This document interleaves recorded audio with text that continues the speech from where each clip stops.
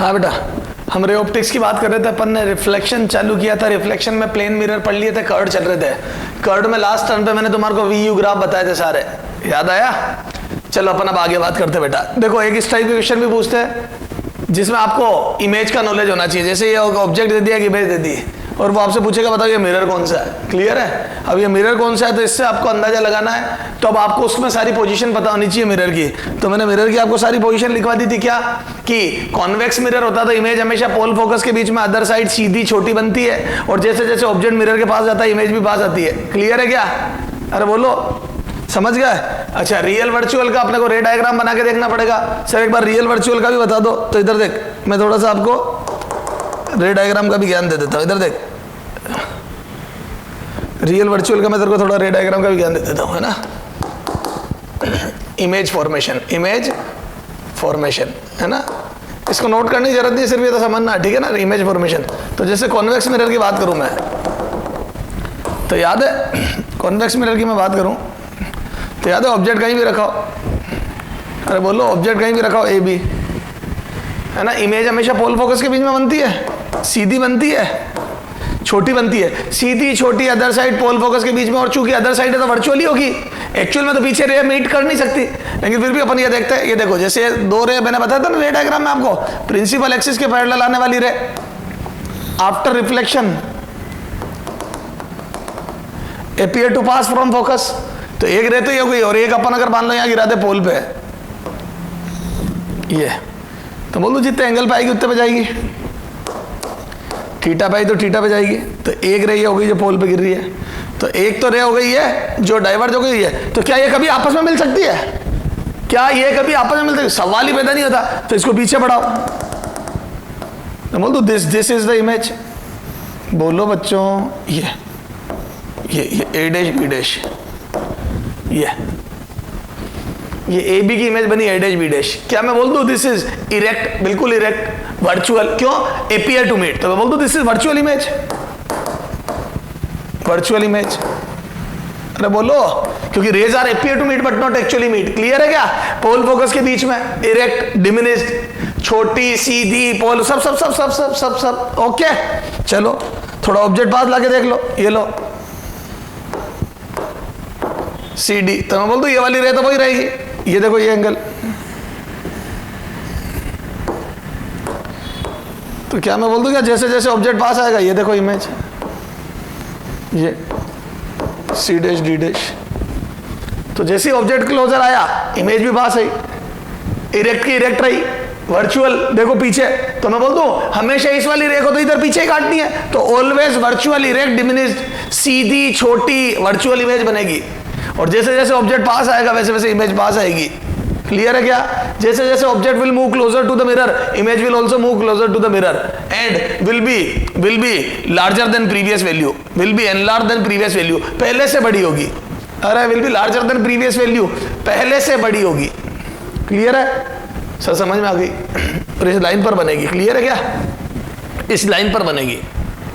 तो बोल दो ट्रेपेजियम फॉर्म होगा अगर अपन ने रेक्टेंगल रखा है तो। बोलो बेटा, तो पास वाली पास, येलो वाली येलो, और व्हाइट वाली व्हाइट, और वर्चुअल बनेगी। बस मेन बात तो ये वर्चुअल बनेगी, ये देख लो आप। ये क्लियर है क्या बेटा? वर्चुअल बनेगी। समझ गए? सर समझ में आ गया बात? बोलो बच्चों, सर हमारे समझ में आ गया।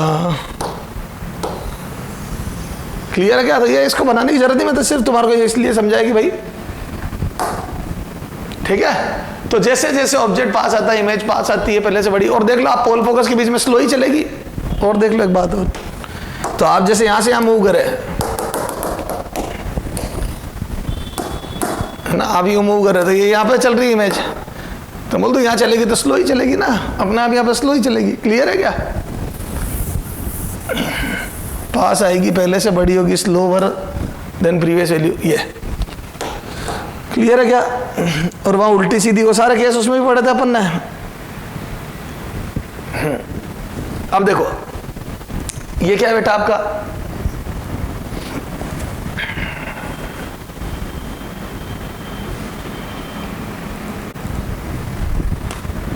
हाँ बेटा, तो अपन कर्व्ड मिरर पढ़ रहे थे। कर्ड में मिरर पढ़ रहे थे, मिरर में अपन रिफ्लेक्शन पढ़ रहे थे, रिफ्लेक्शन में अपन ने मिरर पढ़ा, मिरर में प्लेन मिरर कंप्लीट कर दिया, कर्ड मिरर में आए थे, कर्ड मिरर में अपन ने लास्ट पे वी यू कर्व पढ़ लिया था क्या, तो यू वी कर्व अपन ने पढ़ लिया था, सारी बातें पढ़ ली थी, ठीक है। अब अपने को आगे बात करनी थी बेटा, ठीक है। अब अपने को आगे बात करनी थी, तो अब मैं कुछ अच्छे क्वेश्चन करा रहा हूं आपको, उसमें देखना, ठीक है। अब देखो ये जैसे एक ऑब्जेक्ट है ना, ये इमेज है और ये प्रिंसिपल एक्सिस दी है, तो अब आपको ये समझना पड़ेगा कि कोई ऑब्जेक्ट है और ये प्रिंसिपल एक्सिस है, तो याद है प्रिंसिपल एक्सिस से परपेंडिकुलर ड्रॉ करा तो उसकी हाइट पता पड़ती है, तो बोल दो this is height of object. अरे बोलो, अच्छा ऐसे प्रिंसिपल एक्सिस से परपेंडिकुलर ड्रॉ करूंगा तो इमेज की हाइट पता पड़ती है, this is height of image. अच्छा बोलो, अब क्या हो रहा है, ऑब्जेक्ट से इमेज छोटी बन रही है भैया, जो ऑब्जेक्ट की साइज है उससे इमेज छोटी बन रही है और सीधी बन रही है, सीधी छोटी। बताओ सीधी और छोटी कौन बनाता है, only convex mirror. Sir concave बनाता है, कॉनकेव बेटा जब सीधी बनाता है तो बड़ी बनाता है, बाकी हर समय उल्टी बनाता है वो। अरे बोल मेरे लाल, तो कॉनकेव जब भी सीधी बनाता है बड़ी बनाता है, अदर साइड बनाता है बड़ी बनाता है, वर्चुअल ये कॉन्वेक्स कर सकता है। अच्छा और याद है अगर ये कॉन्वेक्स मिरर है तो इमेज अदर साइड बनती है बेटा, इमेज अदर साइड बनती है, इसका मतलब मिरर, तो मैं बोलता हूं मिरर इज प्लेस्ड। अब वो पूछता मिरर कहां रखा है, type of mirror and where it is placed, type of mirror and where it is placed, ठीक है। मिरर कौन सा है और इसको कहां रखा गया है, क्लियर है क्या। तो क्या मैं बोल दूं मिरर, तो यहां से आ जाओ, तो आंसर बोल दूं mirror is convex, mirror is convex. कैसे पता पड़ा कॉन्वेक्स, इरेक्ट एंड डिमिनिश्ड, तो इमेज क्या है, इरेक्ट और डिमिनिश्ड है, तो बोल दूं mirror is convex. Yes of course mirror is convex. अच्छा और डिमिनिश्ड है तो मैं बोल दूं इमेज अदर साइड बनती है, ऑब्जेक्ट एक तरफ होता तो मिरर, मिरर इज, ये तो मिरर कॉन्वेक्स है and it is placed, it is placed, बोलो कहां रखा गया इसको, placed in between, in between O and I, in between O and I, और आई के बीच में रखा गया, बोलो तभी तो ये रे डाइवर्ज हो के रही बनी, क्लियर है। तो अदर साइड बना, सीधा बना, छोटा बना, क्लियर है क्या। चलो सर अगर इमेज बनानी होगी तो बिल्कुल बना देंगे अपन, इमेज बनानी भी होगी तो, समझ गए क्या। तो सर ये सारी बात समझ में आ गई, बोलो, तो ये सारी बात समझ में आ गई। हाँ यहाँ पे बताओ, ये ऑब्जेक्ट है छोटा और इमेज है बड़ी, अगर अब देखो वही टाइप ऑफ मिरर, वही क्वेश्चन वही है, type of mirror and where it is placed, where it is placed, where is it placed, placed, बोलो इसको कहां रखा गया मिरर को, तो बोल दो ये ऑब्जेक्ट, सॉरी अपन येलो कलर से करो, this is the height of object, ये and this is the height of image. क्या बोल दो ऑब्जेक्ट से इमेज बड़ी है, ए ऑब्जेक्ट से इमेज बड़ी और सीधी है, तो बड़ी और सीधी, पहली बात तो बड़ी बनाते ही कॉनकेव है, प्लेन और कॉन्वेक्स तो हमेशा छोटी है, इक्वल बनाते हैं, तो बोल दो this is the confirm concave mirror, और बड़ी बन रही है, बड़ी और सीधी। सर बड़ी तो उल्टी बनती है, हाँ अगर F to F के बीच में ऑब्जेक्ट होता तो इमेज 2F के बाहर और बड़ी बनती है, लेकिन सीधी और बड़ी भी बनती है, याद है वर्चुअल बनती थी, और जब पोल फोकस के बीच में, तो बोल दो this object is in between pole and focus and mirror is placed in between, in between. Other side जब भी बनती बड़ी बनती, याद आया, सीधी बड़ी। अरे बोलो, अभी मैं इसको रेड डायग्राम से भी समझाऊंगा तुम्हारे को, ठीक है। तो मैं बोलता हूँ मिरर, तो आंसर क्या बोलूंगा मैं, मिरर इज कनकेव। कैसे पता पड़ा कनकेव, क्योंकि सीधी और बड़ी वही बनाता है, और तब बनाता है जब पोल फोकस के बीच में ऑब्जेक्ट होता है, पोल फोकस के बीच में ऑब्जेक्ट होता है तब बनाता है, याद आ गया क्या। अदर साइड बनाता है, बड़ी बनाता है, तो मैं बोलता हूँ mirror is concave and it is placed in between P and mirror is placed in between object and image, O and I, object और इमेज के बीच में रखा है, तभी तो इमेज अदर साइड होगी और ऑब्जेक्ट एक तरफ होगा, क्लियर है क्या। ठीक है सर, ये थोड़ा सा इमेजेस के बारे में और बताओ ना हमारे को, तो आ जाइए इधर देखें।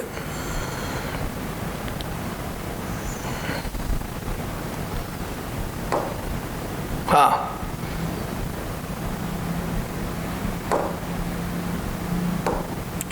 ये देखो, अगर आपको ये देखना भी है ना, जैसे ये देख, जैसे कॉन्वेक्स मिरर है, तो देखो मैं बताऊं वर्चुअल इमेज, तो अपन ने कहा ना सीधी बनाता है छोटी बनाता है, तो ये देखो आप रे डायग्राम से पता, और वर्चुअल इमेज देखो, वर्चुअल इमेज कैसे पता पड़ेगी अपने को?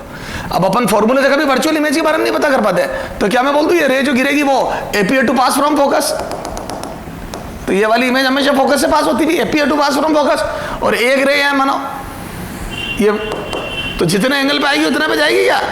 अरे बोल बेटा, तो थीटा पे आई तो थीटा पे जाएगी, तो थीटा पे आई थीटा पे जाएगी, और एक ये रे पैरेलल यू पास होगी, तो मैं बोल दूं इसको पीछे बढ़ाऊंगा तो दिस इज द इमेज, ये ए डैश बी डैश, ये तो ऑब्जेक्ट ए बी की जो इमेज होगी ए डैश बी डैश वो होगी ये पोल फोकस के बीच में erect, in between pole and focus erect diminished, other side erect diminished in between P and F, in between P and F, this is the image.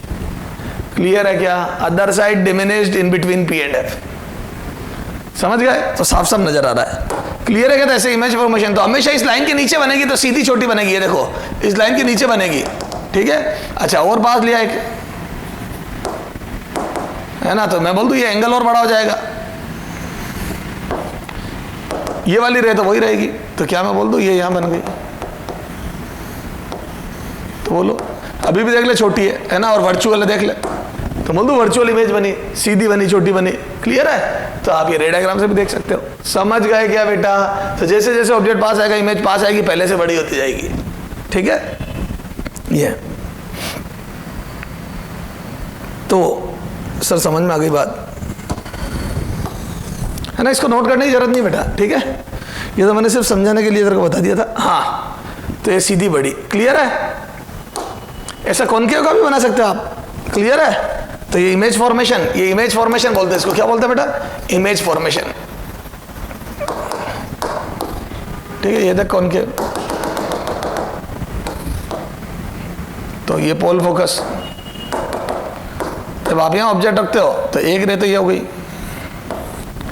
और एक रे यूं डाइवर्ज होती है ये, तो ये कभी इधर नहीं मिलेगी, ये पीछे मिलेगी, तो इमेज बनेगी सीधी बड़ी, है ना?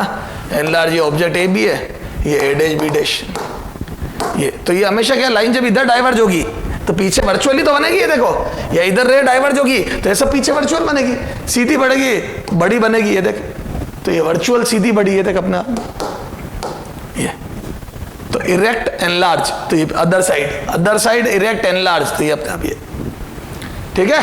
तो ये वर्चुअल इमेज, बोलो और पास ले जाके देख ले इसको, ये देख सी डी,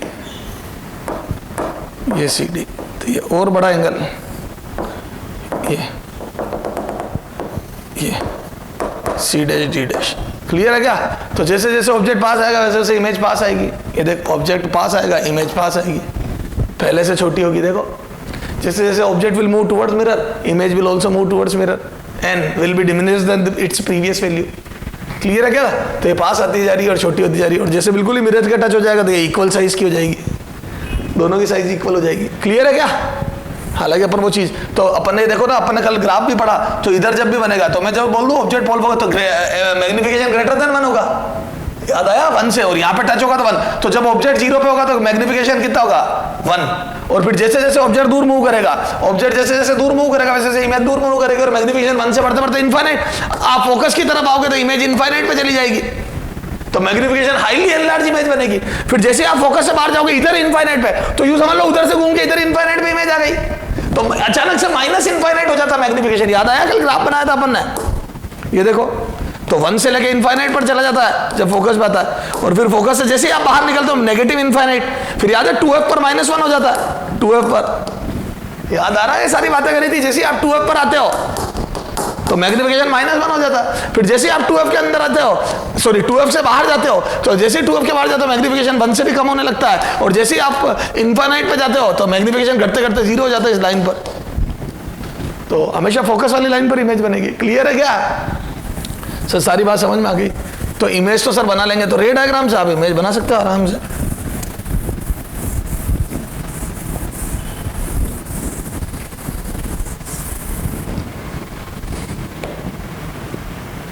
ठीक है? ये ठीक है ना, O और F के बीच में इमेज बने,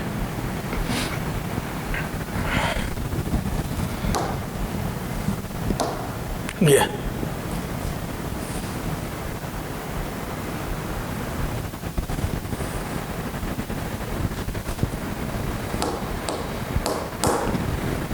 ठीक है, it is placed between O and F, ठीक है, ओ एंड आई। चले आगे, चलो। तो सर ये रे डायग्राम वाली बात हमारे समझ में आ गई कि इमेज का फॉर्मेशन होता कैसे, ठीक है। और अब तो हम ये बता देंगे इमेज कैसे, ठीक है ना। चलो, तो ये बात थी कि अपने कहाँ तक चले अपन, क्या है रे, क्वेश्चन कौन सा हुआ ये, तो ये समझ में आ गया, ऑब्जेक्ट छोटा और इमेज बड़ी है तो अदर साइड बनता भी, रे डायग्राम बना के भी देख लिया मैंने, ठीक है। चलो, इमेज कैसे डिलीट होगी, अभी आ जाओ। अब देखो ये ऑब्जेक्ट है, अच्छा वही टाइप ऑफ मिरर और where it is placed, type and where is it placed.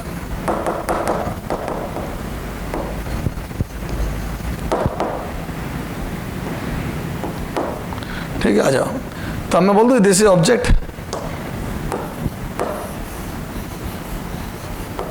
ये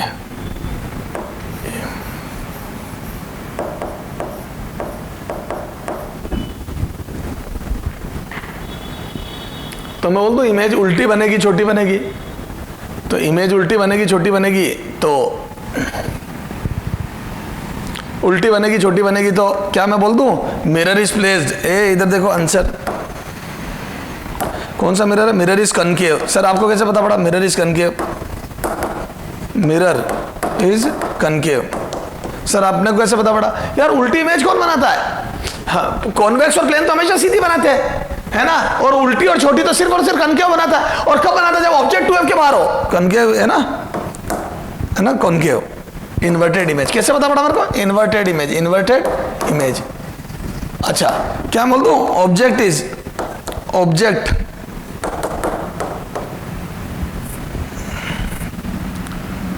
ठीक है, object will B beyond 2f, अरे बोलो, क्योंकि उल्टी और छोटी इमेज बनानी तो 2f के बाहर होना चाहिए, और image will be in between f and 2f, image will be in between f and 2f, तो इमेज f 2f के बीच में होगी, ये तो f 2f के बीच में होगी और वो 2f के बाहर होगा, तो ये 2f के बाहर होगा और ये f 2f के, तो बोल दो मिरर इधर होगा, तो mirror will be right side of, अरे बोल लो ये सारी बातें जो है ऑब्जेक्ट को दूर करना है, इमेज को पास रखना है, तो mirror will be right side of, क्या बोला मैंने, mirror will be right side of object, mirror will be in the right side of image, sorry mirror will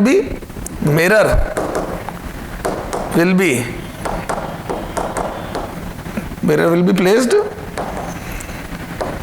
write to I, image के भी राइट में रखेंगे इसको, क्या इमेज के भी राइट में रखेंगे, क्लियर है मिरर को, तब जाके इमेज f 2f के बीच में बनेगी और बियॉन्ड 2f ऑब्जेक्ट आएगा, क्लियर है, कर लोगे वैसे। अब देखो क्या होता है, कई बार बच्चा तुक्के में क्वेश्चन कर लेता ना, तो अब आया अपना न्यूमेरिकल इस टाइप का, है ना, ये बेहतरीन, ये जेई लेवल का न्यूमेरिकल है ना, IIT JEE level,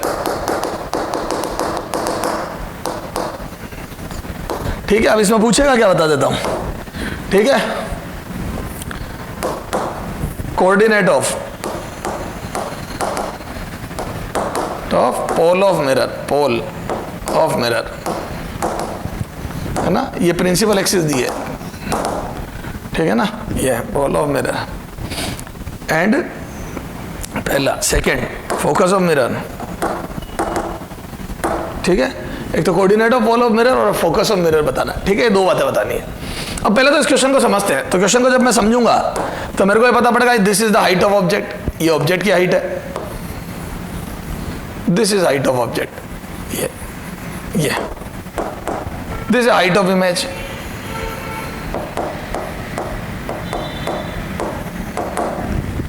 this is height of object, this is height of image. तो क्या मैं बोल दूं ये 2 सेंटीमीटर का ऑब्जेक्ट है, और क्या मैं बोल दूं ये 1 सेंटीमीटर की हाइट है, ये तो 2 सेंटीमीटर का है ऑब्जेक्ट और 1 सेंटीमीटर की है इसकी इमेज, और उल्टी इमेज है, 2 सेंटीमीटर का ऑब्जेक्ट और 1 सेंटीमीटर की इमेज, उल्टी इमेज है।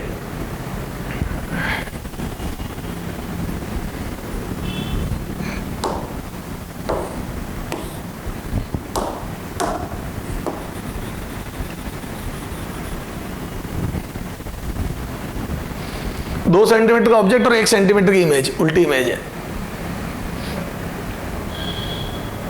बोलो 2 सेंटीमीटर का ऑब्जेक्ट, 1 सेंटीमीटर की इमेज, तो मैं बोल दूं उल्टी इमेज है। अच्छा, अब उल्टी इमेज है और छोटी इमेज है, तो याद है ऑब्जेक्ट 2f के बाहर होगा और इमेज f 2f के बीच में बनेगी, तो object will B beyond 2f। तो मैं बोल दूं 2f यहां नहीं होगा, ऑब्जेक्ट 2f के बाहर है तो 2f यहां होगा और ये f 2f के बीच में, तो मिरर इधर रखेंगे, अभी बताया मैंने पिछले क्वेश्चन में। तो मिरर मुझे नहीं पता कहां होगा, लेकिन हाँ ये बात है राइट साइड में होगा। I don't know what will be the coordinate of pole, but will be right side of this। मतलब मैं ये बोल सकता हूँ कि इधर जैसे 45-60 है तो उधर होगा, मतलब 45 से भी कम आएगा न्यूमेरिकल वैल्यू में। नेगेटिव पॉजिटिव भी अभी देखना पड़ेगा। ठीक साहब, क्या मैं बोल दूं ऑब्जेक्ट 2 सेंटीमीटर का इमेज है, तो मैग्निफिकेशन पता पड़ गया। अब जो डेटा पता पड़ रहा है वो निकालो।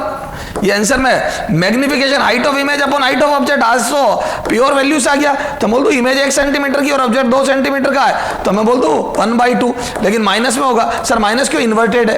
अरे बोलो इन्वर्टेड इमेज है, इन्वर्टेड से इन्वर्टेड इमेज, इसीलिए मैंने माइनस लगा दिया अपनी मर्जी से। अरे height of image upon height of object तो रेशो तो 1/2 है, लेकिन इन्वर्टेड है इसलिए माइनस लगा दिया, तो उल्टी और आधी इमेज बनेगी। ये बात तय हो गया। क्लियर है क्या? फिर समझ में आ गई ये बात। अच्छा, अगर m ये है तो मैं बोल दूं m v और u का रेशो होता है, तो v/u। तो जैसे मुझे m पता पड़ गया 1/2 न्यूमेरिकल वैल्यू में, तो बोल दूं इमेज की जो डिस्टेंस होगी, इमेज की जो डिस्टेंस होगी that would be half of object की डिस्टेंस। बेटा जो मैग्निफिकेशन होता है वो ऑब्जेक्ट और इमेज की डिस्टेंस में रिलेशन दे देता है। जो मैग्निफिकेशन होता है ना वो v और u की न्यूमेरिकल वैल्यू में रिलेशन दे देता है। तो बोल दूं इमेज की distance will be half of distance of object. तो जो इमेज की डिस्टेंस होगी दैट वुड बी इसका आधा, ये जो इमेज की डिस्टेंस होगी दैट वुड बी इसका आधा। बोलो, तो इसका आधा होगी। तो क्या मैं बोल दूं कि जो ये होगी, अच्छा अब मुझे नहीं पता पोल कहां है ना, मेरे को नहीं पता पोल कहां है, तो मुझे नहीं पता पोल कहां है, तो ठीक है मैं बोल दूं इसका आधा होगी। अच्छा, अगर मुझे नहीं पता पोल कहां है, मुझे नहीं पता पोल कहां है, तो मैं बोल दूं if this distance is x0, मुझे नहीं पता बेटा x0, अगर ये x0 पता पड़ जाएगा मुझे पोल पता पड़ जाएगा। ठीक है, या इसको बोल x0। अगर मैं बोल दूं ये x0 है ना, तो मैं बोल दूं अगर इमेज x0 दूर है मिरर से तो ये 2x0 दूर होगा। बोलो ना बेटा जी, मैंने कहा ना इमेज डबल दूर होगी। इमेज ये देख लो, ऑब्जेक्ट से डबल दूर होगी image, v will be half of u, sorry image, ये इमेज है, इमेज आधी दूर होगी। क्या कर रहा हूं यार, जो ऑब्जेक्ट है पता नहीं ध्यान का, ये ऑब्जेक्ट है उससे आधी दूर इमेज होगी। ऑब्जेक्ट की जो डिस्टेंस, क्योंकि 2f के बाहर होगा ऑब्जेक्ट और इमेज f 2f के बीच में होगी, और m आधा आया और m v u में रिलेशन है, तो v will be half of u, तो v will be v image, image this is image है ना, will be half of object. तो ऑब्जेक्ट को 2f मान रहा हूं तो इमेज x0 होगी, ये 2x है तो ये x होगी, ये 2x है ऑब्जेक्ट तो ये x होगी, आधा। इमेज आधी दूर होगी ऑब्जेक्ट से, गलत बोल गया था इसलिए बार बार बोल रहा हूं, ये 2x तो ये x। सर समझ में आ गया? तो मुझे ये तो नहीं पता कि पोल का, पर मुझे ये तो पता इन दोनों के बीच का सेपरेशन कैसे, this coordinate is -60 and this coordinate is -30, तो बोल दो this separation is 30 in negative x direction, तो 30, तो मैं बोल दूं और ये होगा 2x0 -x0। भैया तेरे कोऑर्डिनेट माइनस तेरी दूरी माइनस तेरी दूरी, या आपस की दूरी हो गई ये, तो मैं बोल दूं x0 की वैल्यू 30 आ गई, तो x0 इज, सॉरी ये क्या 15 है, ये दिस इज 15, क्या रहा हूं मैं आज, ये 15 है, 60 और ये 45 है ना रे, 45 60 45, ये 45 है, तो बोल दो ये 15 है, तो x0 इज 15 सेंटीमीटर, तो ये 15 हो गया, और अगर ये 15 है तो ये भी 15 है। इधर देख डायग्राम वापस बनाता हूं यार, ये ले,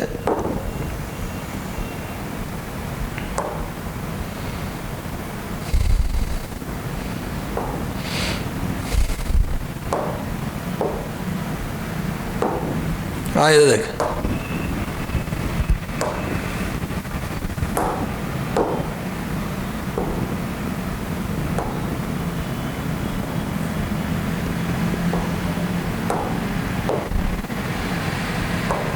हाँ देखो ये है रे सारा हिसाब, ये 2 सेंटीमीटर का ऑब्जेक्ट हो गया, 60 -60 2 सेंटीमीटर इसके कोऑर्डिनेट हो गए, ठीक है, ये ऑब्जेक्ट हो गया, और इमेज यहाँ बन गई अपनी, ये -45 -1, ये -45 -1, ये ठीक है, ये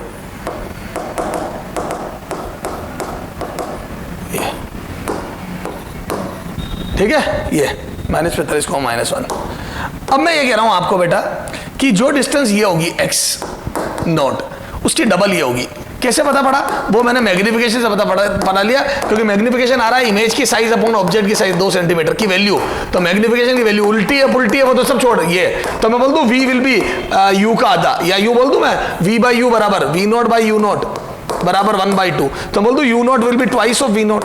सही बात है, जहां इमेज बनेगी इमेज जहां बनेगी उसका ऑब्जेक्ट दुगुना दूर होगा, तो इमेज बनी x पे तो इमेज ऑब्जेक्ट 2x पे होगा ये, तो this separation is x nought and this is आ रहा है 60 माइनस 45, ये 45 है ना और ये 60 है, तो ये आ रहा 15, तो मैं ये कहना चाह रहा हूं तेरे को ये 15 है और ये 15 है, तो 15 और दूर, तो ये 15 हो गया।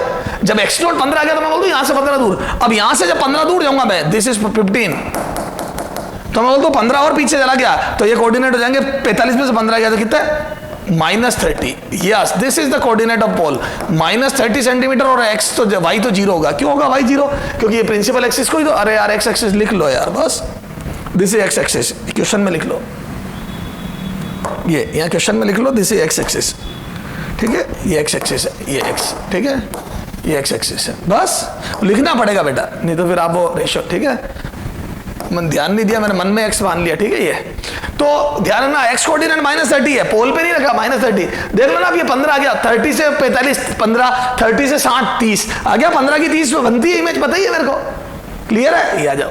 अच्छा, या 30 की 15 पे, एक ही बात है, ऑब्जेक्ट 30 पे तो 15 पे, या ऑब्जेक्ट 15 पे होता तो 30 पे, क्लियर है? तो सर समझ में आ गई। अब आओ, अब फोकस कितना है, तो मैं बोल दूं u की u पता पड़ गया, तो सॉरी v पता पड़ गया ये, तो मैं बोल दूं u बराबर फ्रॉम डायग्राम मेरे को सब पता पड़ गया, अब u not equal to -15 centimetre, u not equal to ये 15 तो ये 30 है, ये 30 है ना ये, तो u नॉट बराबर -30 सेंटीमीटर और v नॉट बराबर -15 सेंटीमीटर, ये हो गया -30 और ये हो गया -15, तो अब यहां से f निकालना, तो 1/v plus 1/u is equal to 1/f, mirror formula से 1/v -15 minus 1/u -30 is equal to 1/f, negative आएगा फोकस क्योंकि कॉन्केव मिरर का फोकस नेगेटिव होता है, तो यहाँ से 30 एलसीएम लिया, -2 -1, तो यहाँ से f बराबर आ जाएगा -10 सेंटीमीटर, ये तो इसकी जो फोकस आई है वो आ गई -10 सेंटीमीटर,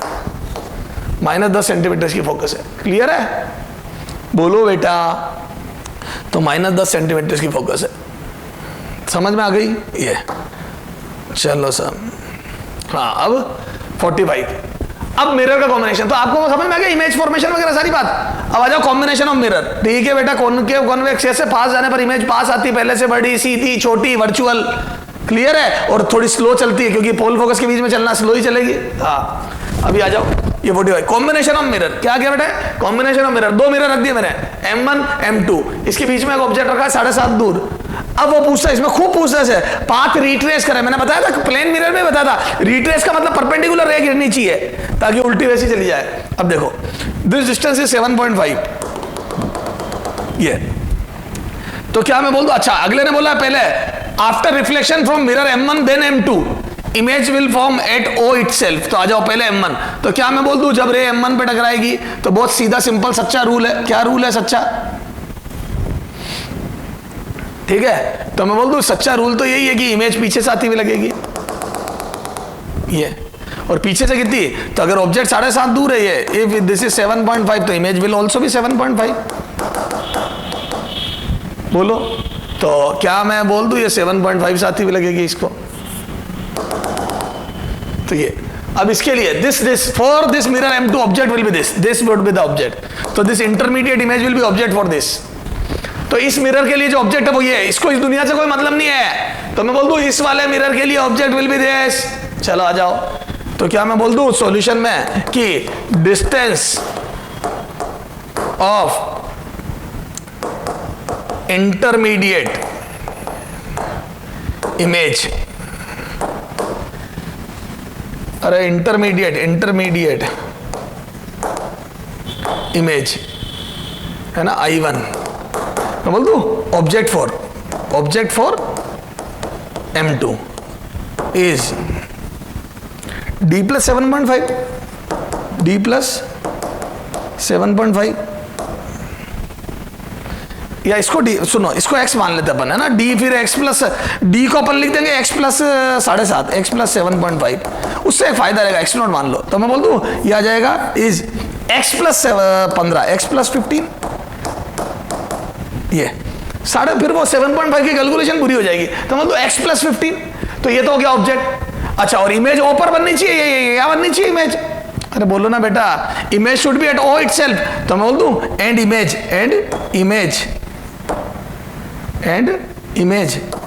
विल बी, या इमेज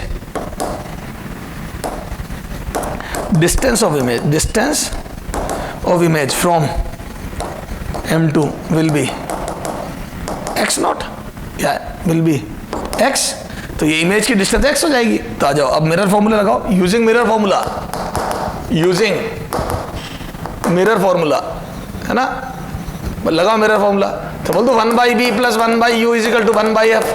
अब इसके लिए डिस्टेंस होगी -x, इमेज -x पे बनेगी ना, इधर है ना, तो ये -x, इमेज को o पे बनानी -x, और ऑब्जेक्ट की डिस्टेंस कितनी हो जाएगी, तो x प्लस 15, तो minus upon x plus 15, u भी माइनस में होगा इधर है, तो बराबर 1/f, f कितना है, मिरर का f कितना है, रेडियस ऑफ कर्वेचर दी है 20 सेंटीमीटर, तो f हो जाएगा -10, कौन के मिरर का फोकस हमेशा नेगेटिव होता है।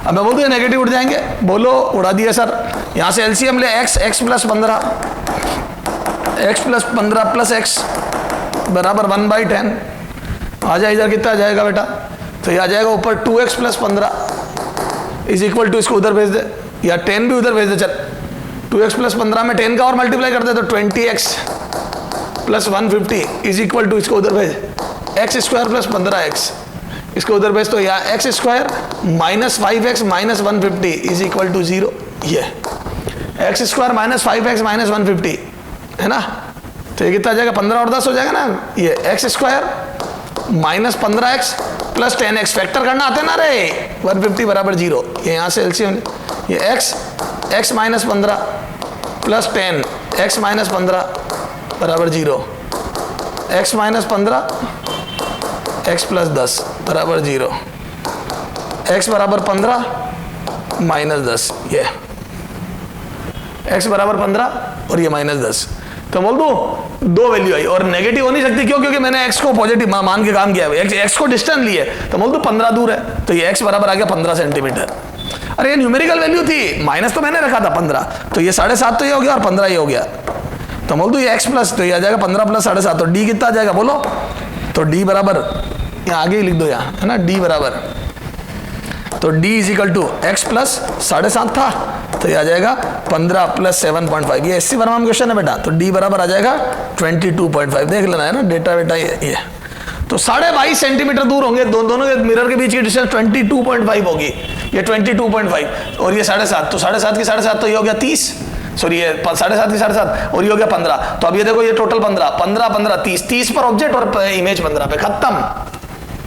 सर समझ में आ गया बेटा, वो देख लेना कैलकुलेशन है, बाकी रीट्रेस का मतलब समझो, ये एक बहुत कॉमन क्वेश्चन है बेटा, अपने मॉड्यूल में भी है, दो मिरर है M1 M2, radius of curvature 1 की 10 है 1 की 20 है, दोनों मिरर के बीच में एक ऑब्जेक्ट रखा है, ये ऑब्जेक्ट, ठीक है, ये ऑब्जेक्ट रखा है, तो दोनों के बीच में मिनिमम सेपरेशन क्या होगी, इमेज यहीं की यहीं बने, दोनों से एक बार रिफ्लेक्शन के बाद इमेज यहीं की यहीं बने, तो क्या मैं बोलता हूँ सिंपलेस्ट केस में देख, एक तो ये है कि इसके फोकस पे हो, अरे क्या क्या पॉसिबल, इसके फोकस पर हो, ये 10 F1 है ना, तो ये पैरेलल आ जाए रे, और फिर वो अपने फोकस पे बना दे, अरे बोलो, और वो फोकस इसका यहीं आ जाए, इट शुड बी F2, तो मैं बोलता दोनों के फोकस का टोटल होना चाहिए, भैया तेरे फोकस से आए तो मैं पैरेलल कर दूं, और तेरे पैरेलल गिरे तू अपने फोकस पे गिरा दे, और वो वही हो जाना चाहिए, ये ओ मेरा फोकस होना चाहिए और ये ओ तेरा फोकस होना चाहिए, ताकि मैं पैरेलल करूं तो तू यहां गिरा दे, तू पैरेलल करे तो मैं यहां गिरा दूं, तो इट शुड बी दोनों के फोकस का टोटल, तो D will be,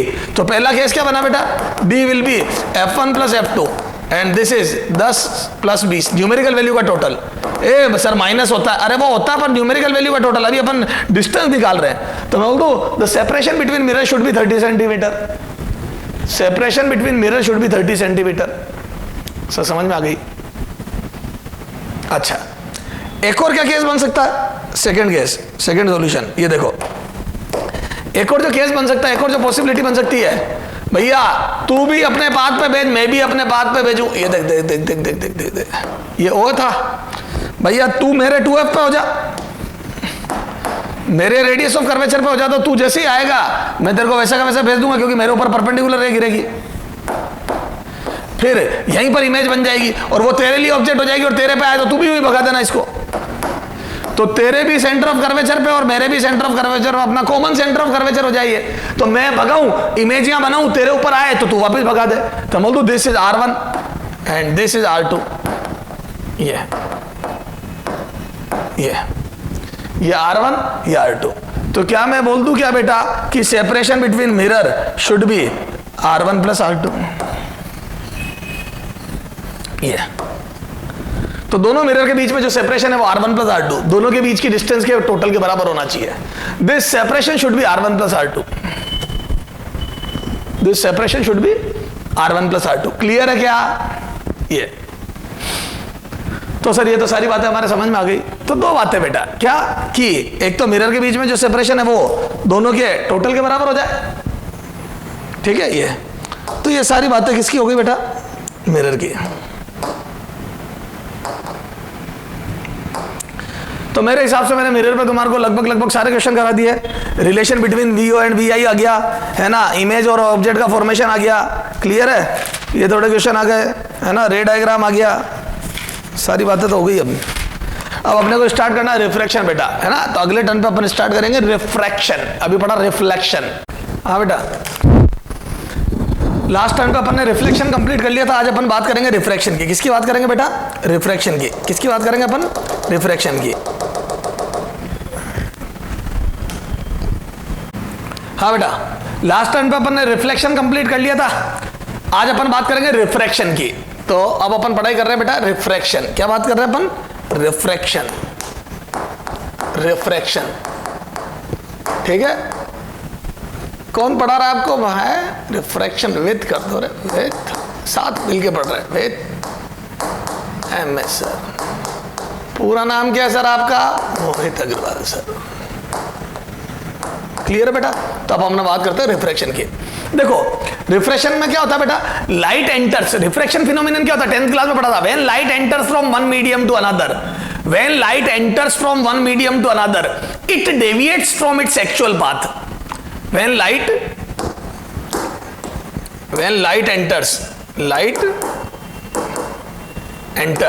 from one medium to another,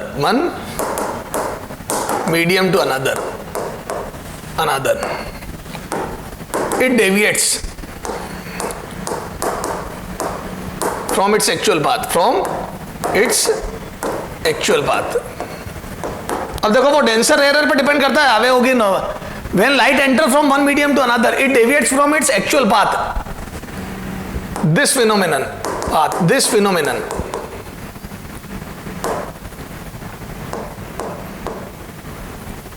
is called refraction, ठीक है। और ये कहाँ होता है? ये बाउंड्री पे, दोनों मीडियम की बाउंड्री पे। ये फर्स्ट मीडियम, ये सेकंड मीडियम, है ना। तो यहां पे जब लाइट आएगी तो ये जैसे नॉर्मल, तो ये रे जैसे ही आ रही होगी इंसिडेंट, है ना, ये इंसिडेंस रे, ठीक है। तो या तो ये पास आ जाएगी या दूर हट जाएगी, व्हाटएवर, है ना, दूर भी हट सकती है ये यूं। तो ये रिफ्रैक्टेड रे, नॉट रिफ्लेक्टेड, रिफ्रैक्टेड, ठीक है। ये रिफ्रैक्टेड रे, तो ये या तो टुवर्ड नॉर्मल आ गई, आगे हो जाएगी रिफ्रैक्टेड रे। तो हम लोग तो डेविएट हो गई, ये इसका एक्चुअल पाथ था, ये एक्चुअल पाथ था, एक्चुअल। तो बोल दो एक्चुअल पाथ से डेविएट हो गई है ये। This is called angle of deviation. ये तो मैं पहले ही पढ़ा चुका हूं तुम्हारे को। इसको बोलते हैं एंगल ऑफ रिफ्रैक्शन। जिस एंगल पर दूसरे मीडियम में गई नॉर्मल से एंगल लेते हैं, ध्यान रखना। ये मैंने मिरर में ही बताया था, ये नॉर्मल से एंगल होते हैं सब। ये एंगल ऑफ इंसिडेंस, ये एंगल ऑफ रिफ्रैक्शन। क्लियर है क्या? ये एंगल ऑफ इंसिडेंस, ये एंगल ऑफ रिफ्रैक्शन। बोलो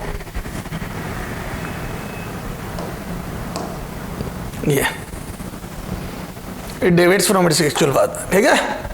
अब लॉज ऑफ रिफ्रैक्शन, ठीक है, ये तो डेविएट हो गई। अच्छा,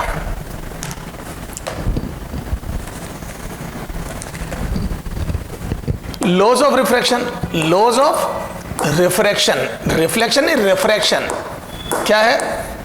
तो लॉज ऑफ रिफ्रैक्शन में एक तो स्नेल्स लॉ है बेटा, है ना, स्नेल्स लॉ, और एक क्या है बेटा? इंसिडेंस रे, रिफ्लेक्टेड रे और नॉर्मल लाइन सेम प्लेन। देखो फर्स्ट क्या, incidence ray, refracted ray, incidence ray, refracted ray and normal, and the normal,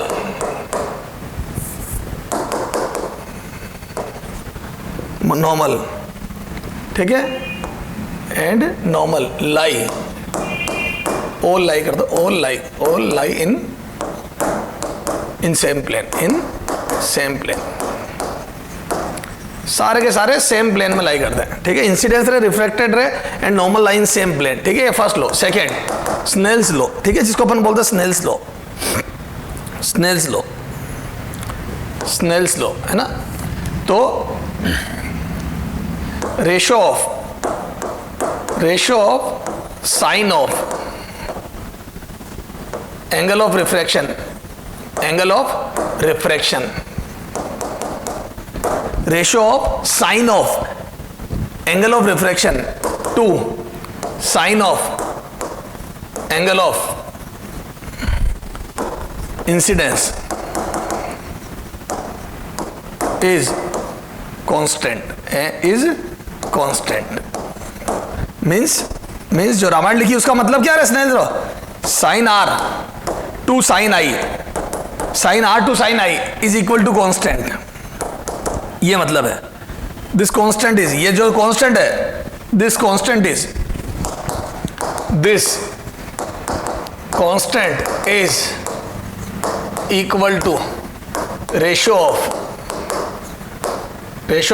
refractive index of second medium with respect to first medium. समझ गए? ये जो होता ना, ये कांस्टेंट, ये रिफ्रैक्टिव इंडेक्स होता है सेकंड मीडियम का with respect to first medium. तो मैं बोल दूं ये म्यू। अच्छा, इसको लिखने का तरीका देखिए, ये मेरे को है ना, ये दिक्कत पैदा करता है। ये 2-1 है ना, ये 2-1 है ना, और ऐसे लिखते हैं, और म्यू 1-2, ये इसका मीनिंग समझना। This is refractive index of second medium with respect to first. ये मेरे को ध्यान नहीं रहता है, 1-2 लिखना है, 2-1, तो ये ध्यान रखना बेटा। कई बार एग्जाम में ये देके पूछ लिया था, मालूम ही नहीं पड़ेगा ना किसका किसमें। तो refractive index of second medium with respect to 1, ये लिख दे जब, तो ठीक है, ऐसा लिख के हवा आ जाएगा। Second with respect to first,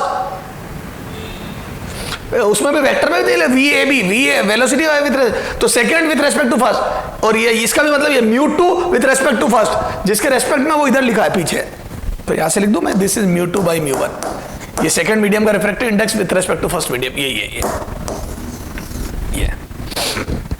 अब ये रिफ्रैक्टिव इंडेक्स क्या भला, ये नई चीज आ गई, ठीक है, चलो ठीक है ना। तो refractive index,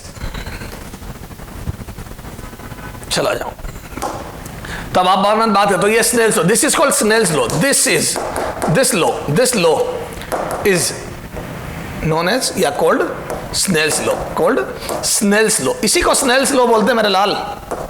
this law is called Snell's law, clear है, इसी को स्नेल्स लॉ बोलते हैं। अब देखो मेरी बात, अब देखो स्नेल्स लॉ तो आ गया बेटा, ठीक है। अब देखो ये रिफ्रैक्टिव इंडेक्स क्या बोला है, रिफ्रैक्टिव इंडेक्स है ना, पहले रिफ्रैक्टिव इंडेक्स को तो समझे अपन, तब जाके अपन न्यूमेरिकल कर, रिफ्रैक्टिव इंडेक्स, ठीक है, म्यू। अच्छा, जो रिफ्रैक्टिव इंडेक्स है बेटा,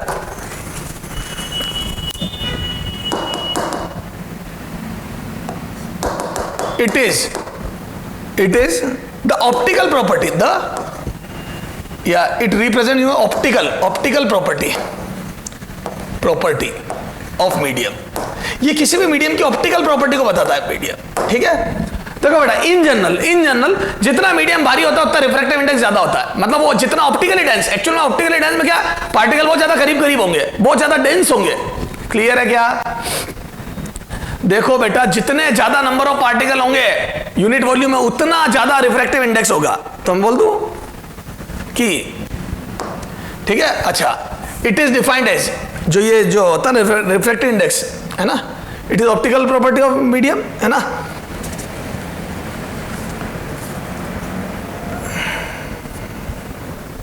है ना, एंड इट डिसाइड्स,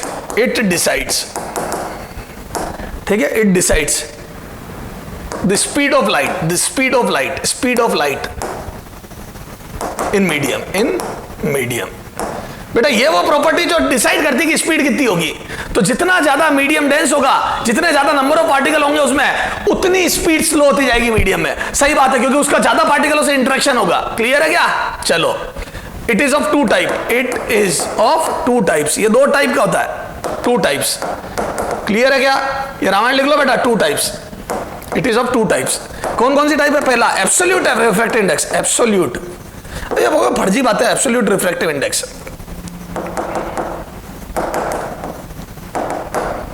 म्यू, है ना, ये ओनली एब्सोल्यूट। फिर आएगा रिलेटिव, जो भी मैंने बताया था, विथ रेस्पेक्ट टू ये।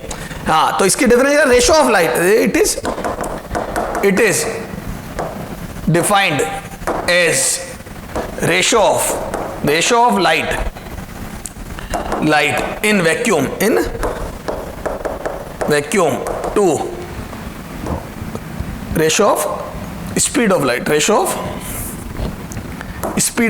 Speed of light in vacuum to speed of light in that medium, ठीक है। आ जाओ, तो कितना आ जाएगा ये रिफ्रैक्टिव इंडेक्स? तो यहां से मैं बोल दूंगा म्यू बराबर कितना गया, ये mu is equal to C by V, ये दिस इज म्यू बराबर सी बाई वी। तो refractive index of any material is speed of light in vacuum to speed of light in that medium. तो जिस medium में light की speed निकाल रहे वो, मैंने बताया ना, जितना ज्यादा म्यू होगा उतना कम स्पीड होगी। सही बात है, क्योंकि उतना ज्यादा डेंस होगा मटेरियल। तो आ जाओ, सी है 3 × 10⁸ मीटर पर सेकेंड, ये इसकी वैल्यू होती है, ठीक है। ये एंड इट्स यूनिट बोलो क्या होगी? इट्स यूनिट साफ साफ दिख रही, इज बोलो, या इट इज यूनिटलेस। एक और यूनिट, इट इज यू लिखो ज्यादा, इट इज यूनिटलेस क्वांटिटी,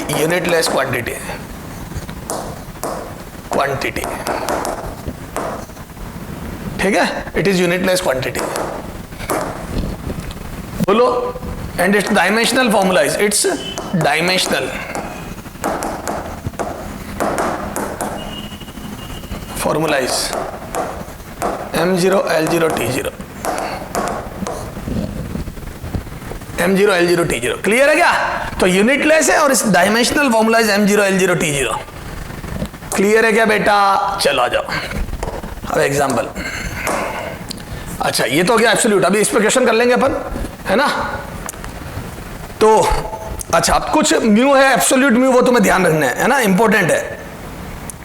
तो म्यू इक्वल टू 1 है ना, least value, minimum value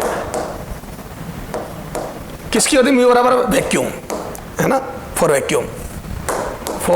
vacuum. हालांकि हम एयर के लिए भी यही ले लेते, कुछ नहीं बोलता तो, ठीक है ये।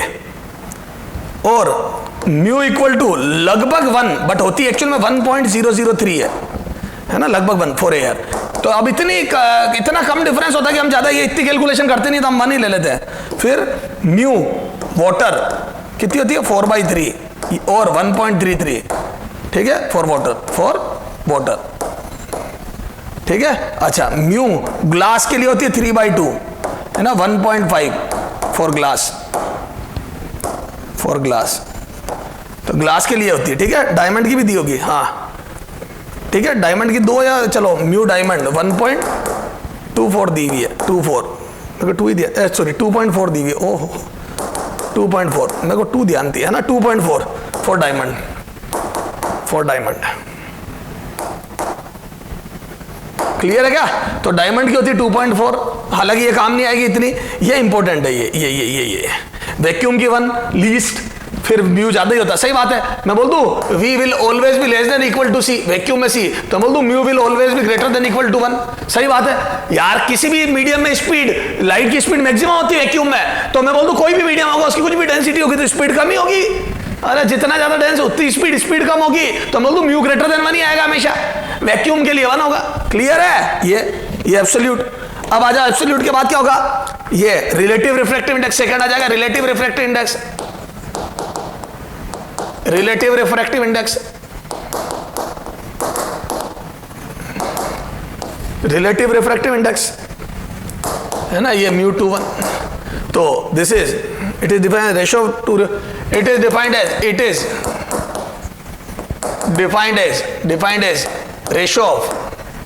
Ratio of two refractive index, two refractive index है ना, इंडेक्स, 2 रिफ्रैक्टिव इंडेक्स का रेशियो है। It is defined as ratio of 2 refractive index. Clear है क्या? हाँ, तो म्यू 2 1 इज रिफ्रैक्टिव इंडेक्स। ये वैसे मैंने बता दिया, refractive index, index of second medium with respect to first medium. ये सेकेंड मीडियम का रिफ्रैक्टिव इंडेक्स है with respect to first medium. Clear है क्या? ये दिस इज द म्यू 2 1। बोलो सर, समझ में आ गई? स्नेल्स लॉ समझ में आ गया? ठीक है, अब आ जाओ थोड़ा सा रिफ्रैक्टिव इंडेक्स पे क्वेश्चन कर लेते हैं, and dependency of refractive index. ठीक है, अच्छा यहां पे लिखा था dependency of mu on different factor, on different factor. ठीक है, तो देखो पहला फर्स्ट, एज टेम्परेचर इंक्रीजेस, जैसे जैसे टेम्परेचर बढ़ता है तो म्यू कम होता है। सही है? क्यों? क्योंकि मटेरियल फैलता है, डेंसिटी कम होती है ऑप्टिकल। ठीक है, ऑप्टिकली कम, लेस डेंस हो जाता है वो, तो ये mu decrease. Second, as height increases, जैसे जैसे आप ऊंचाई पर जाते हो, हाइट जैसे जैसे ऊंचाई पर जाते हैं, कम रेयर हो जाती है एयर, तो म्यू घट जाता है। ऊपर मटेरियल कम डेंस होता है तो ये घट जाता है। ठीक है, थर्ड ऑप्टिकली डेंस। ठीक है, third, as lambda increases, mu decreases. तो चाहे हाइट बढ़ो, चाहे टेम्परेचर बढ़ो, चाहे लेमडा बढ़ो, है ना, म्यू कम होता जाता है, म्यू कम होता जाता है। क्लियर है? और ये किसने बताया बेटा? काउचीज इक्वेशन, है ना, है ना। तो यहां पे लिख दो अकॉर्डिंग टू काउची, यूं लिखो according to Cauchy, according to Cauchy. अरे ताऊजी नहीं, कई बच्चे कहते हैं सर ताऊजी, वो आपने बताया था ना सर, ताऊजी ने बताया। अरे ताऊजी नहीं, Cauchy, according to Cauchy's equation, है ना, वो काउचीज है, काउची ताऊजी। ठीक है, according to Cauchy mu depends upon, कई बच्चे आ जाते हैं सर वो ताऊजी ताऊजी, हाँ डिपेंड्स अपॉन, हमने हमारे ताऊजी से पूछा सर तो मना कर रहे थे, depends upon lambda, depends upon wavelength, है ना, wavelength of light, depends upon wavelength of light lambda. ठीक है, और रिलेशन क्या दिया उसने? Mu is equal to, it is given by, and it is given by, इसकी डिपेंडेंसी का रिलेशन भी दिया उसने, म्यू। और खूब पूछते हैं यू का यू फॉर्मूला, ए यू का U formula, C upon lambda की power 4 dash dash dash A plus B, these are constant, A B C constant है। ठीक है, तो एज लैम्डा इंक्रीजेस, अब डिपेंडेंसी कैसे? As lambda increases, mu decreases. और इस पे तो खूब रामायण बहुत इंपॉर्टेंट है, very very important, very very important, है ना। और मैं बोल दूं कि वॉयलेट का लैम्डा सबसे कम, विबग्योर में ए, फिर ब्लू, फिर ग्रीन, फिर येलो, फिर ऑरेंज, लिख क्या रहा हूं मैं, वी पे आ गया, ब्लू, ग्रीन, येलो, ऑरेंज और रेड। ये देखे विबग्योर हो गया क्या? रह गया कुछ? विब वी आई वी इंडिगो, अच्छा यही रहा इंडिगो, ये वॉयलेट, विबग्योर। ठीक है, तो लैम्डा सबसे ज्यादा रेड का होता है, मैं बोल दूं म्यू सबसे ज्यादा वॉयलेट का होगा क्योंकि इसका लैम्डा सबसे कम है, और रेड का म्यू सबसे कम होता है। सातों कलर में रेड का म्यू सबसे कम होता है क्योंकि रेड का लैम्डा सबसे ज्यादा होता है। तो red colour has least value of refractive index for any medium. किसी भी मीडियम में जब रेड ट्रेवल करता है तो सबसे कम रिफ्रैक्टिव इंडेक्स होता है। क्लियर है? चलो सर समझ में आ गई। तो सर ये तो सारी बात समझ में आ गई, क्लियर है। अब आ जाओ सर थोड़े से न्यूमेरिकल तो करा दो रिफ्रैक्टिव इंडेक्स पे। तो ये डिपेंडेंस समझ में आ गई, तू ऊंचाई पे जा, तू टेम्परेचर बढ़ा चाहे तू लैम्डा बढ़ा, म्यू विल डिक्रीज। चलो आ जाओ सर रिफ्रैक्शन पे क्वेश्चन करते हैं sir. Example 1, if speed of light in glass is 2 into 10 raised to power 8 meter per second, then its refractive index, then it's mu। अब देखो ए वी देके mu पूछ लेगा, मच्छर क्वेश्चन, ए मच्छर सॉल्यूशन कैसे सर?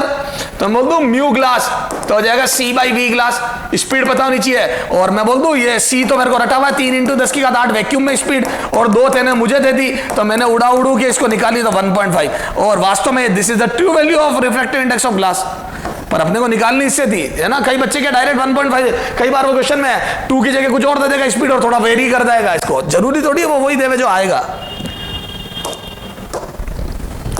एग्जाम्पल 2, ठीक है, ये रिफ्रैक्टिव इंडेक्स ऑफ ग्लास आ गया।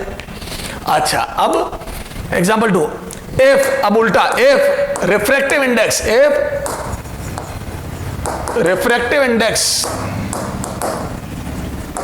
Of a liquid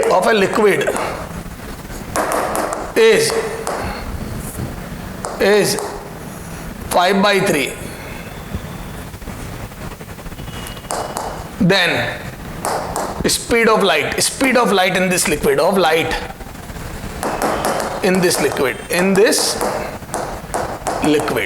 will be, बोलो मच्छर क्वेश्चन है बेटा, क्या ऑप्शन दूं यार कोई बच्चा। तो मैं बोल दूं उल्टा पूछ लिया तो कोई दिक्कत नहीं, v उधर ले गया तो v बराबर किसी भी मीडियम में स्पीड c/μ, जितना भारी मीडियम उतनी स्पीड कम, c/μ। आ जाओ भैया, तो तेरे मीडियम तेरे अंदर 3 × 10⁸, तू जितना भारी उतनी स्पीड कम, 5/3 का डिवाइड करा तो ये आ जाएगा 9/5 × 10⁸ मीटर पर सेकेंड। और ये जैसे डिवाइड करा तो ये कितना आ जाएगा 1.8 × 10⁸ मीटर पर सेकेंड। ये तो 1.8 × 10⁸ मीटर पर सेकंड स्पीड होगी इस मीडियम में। क्लियर है क्या सर? ये समझ में आ गई। तो v देके म्यू पूछना, म्यू देके v पूछना, very very easy question are these. Example 3, अब थोड़ा सा relative. Example 3, if refractive index of glass is 3/2 and refractive index of water is 4/3। अब सुनना ध्यान से, जो बच्चे थ्योरी में मेरी बात नहीं सुनेंगे, अब जैसे मेरे को खुद को भी नहीं पता होता तो ये लिख दिया, एग्जाम में ये लिख दिया, ये WG। अब तेरे को क्या पता पड़ेगा क्या, या यूं लिख देगा ले ये। अब बोलो, रोते रहो बैठ के, नहीं पता है तो नहीं, थ्योरी ढंग से पढ़ के आज बर्बाद हो गए। अब ये मालूम ही नहीं पड़ रहा, जिनको ढंग से पता नहीं हो, ये समझ नहीं पा रहे वाटर का ग्लास के रेस्पेक्ट में, ग्लास का वाटर के। तो मैंने बताया था बेटा, ए इधर देख, है ना, या तो ये पूछेगा या और करके यूं दे देगा, म्यू वाटर पहले लिख देगा, ग्लास बाद में लिख देगा ये। अब बेटा ये रिलेटिव रिफ्रैक्टिव इंडेक्स अब समझना, तो सबसे पहले मैं थ्योरी में ये लिखा रहा हूं, ए म्यू 1/2 का मतलब μ2/μ1 रिफ्रैक्टिव इंडेक्स ऑफ का मतलब refractive index of second medium. इधर जो लिखा है ये मीडियम, ये इस मीडियम का विद रेस्पेक्ट टू, ये वो उधर पढ़ जी, विद रेस्पेक्ट टू फर्स्ट। ध्यान रखना, second medium with respect to first, second medium with respect to first, है ना। और इसका भी यही है, ये 2/1, ये सेकेंड का विद रेस्पेक्ट टू फर्स्ट। तो बाद में या पीछे ट्रीट किया जाता है, जो पहला लिखा होता है वो इंपॉर्टेंट होता है। तो refractive index of 2 with respect to 1 clear है। तो बोल दो this is mu water upon, इधर देख, इसको अब मैं लिख सकता हूं, yes I can write mu water upon mu glass. यही लिख रहा हूं मैं, तू सॉल्यूशन में लिखना, क्वेश्चन मार्कता है या तो म्यू वाटर विद, है ना। तो ये आ जाएगा mu water glass is equal to mu water with respect to mu glass. तो वाटर का कितना बेटा 4/3, ग्लास का 3/2, ये आ जाएगा 8/9। सही बात है, लेस देन 1 आएगा, क्योंकि वाटर ग्लास से हल्का होता है, ग्लास भारी है रे, लेस देन 1 आएगा, बड़ा म्यू नीचे है, लेस देन 1 आएगा। तो 4 ऑप्शन में लॉजिक लगा सकता था। अगर ऑप्शन में 8/9, बी 9/8, सी 8/7, डी 10/9 ऐसे ऑप्शन होते हैं, तो मैं लॉजिकली बता सकता था 1 से कम आएगा। मैं लॉजिकली बता सकता था 1 से कम आएगा। बोलो। तो सर हमें रिलेटिव रिफ्रैक्टिव इंडेक्स भी समझ में आ गया, रिफ्रैक्टिव इंडेक्स भी समझ में आ गया, उसकी डिपेंडेंसी भी समझ में आ गई। रेड कलर का मिनिमम होगा क्योंकि उसका लैम्डा मैक्सिमम होता है। ठीक है, कल अपन बात करेंगे वेवलेंथ कैसे निकालते हैं, रिफ्रैक्टिव इंडेक्स और वेवलेंथ में क्या रिलेशन होता है, और फ्रीक्वेंसी का क्या फर्क पड़ता है एक मीडियम से दूसरे, कलर का क्या फर्क पड़ता है। तो कल कलर, फ्रीक्वेंसी और लैम्डा की विथ म्यू बात करेंगे। ओके बेटा, बाय, ध्यान रखें अपना।